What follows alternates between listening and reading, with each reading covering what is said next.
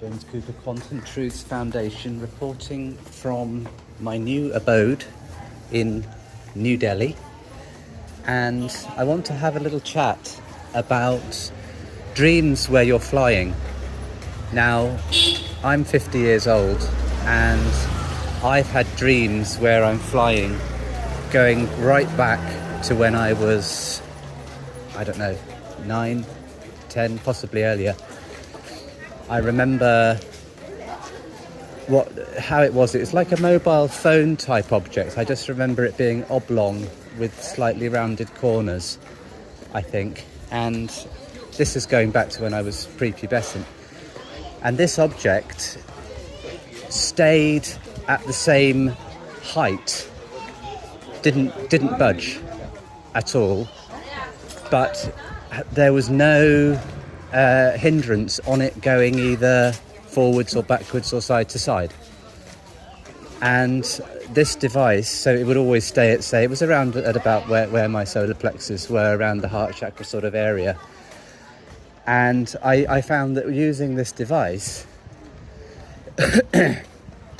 I could sort of lean into it and my feet would come off the ground and I would, let's see, get the right one, and I would sort of float.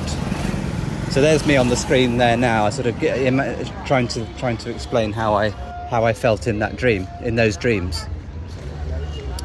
And then that didn't last for long. I didn't use that device moving forward. And it's just a question of leaning forward and focusing on the top of the head, above the top of the head, and just sort of going up. And last night, I'm 50 now, last night I had a dream, another one, I've had hundreds, where again I was flying around, and there's the kind of, like here on the screen again, this sort of movement with my hands. Now I know that I don't really need to do that, but I do it anyway usually, because whilst I do seem to get better and better at flying in my dreams, I still feel that there's sometimes it's like it's a little bit tricky. So for example, only a little bit tricky. So for example, if I'm on the side of a steep hill and going down from me, I find it easier because I can just kind of jump up and run forward, or just sort of gently jog forward, and there we go. Oh, I'm airborne. So in the dream last night, there was somebody who, a younger man, and he had managed to come along with me on the flight, and I don't know how that happened. I don't recall me holding on to him or anything like that, and I don't actually recall the flight with him being present on it, but we had both arrived at the destination together, and I knew that he had managed that because he had conceptualized that I was indeed breaking the laws of gravity, as a normal person might say. I was defying the laws of physics. I'd managed to crack it, and because he had realized that, he too had managed to come along for the ride. That didn't necessarily mean that he could then go ahead and also do it, but it did mean that he had come along for the ride with me. And I remember saying to him, just seeing if I can go through that gateway. No, I can't. They've shut it. It's Sunday. I wanted to go through that anyway. And I remember saying to him, very well done. And I was very emotional about it, almost welling up with tears. It was like I was so proud of him, because he was the first who had actually managed that. Because in the dreams, the one common thing that seems to be through all the dreams is that those around me can't conceptualize of what I'm doing. Therefore, they don't seem to see it, even though they do see it.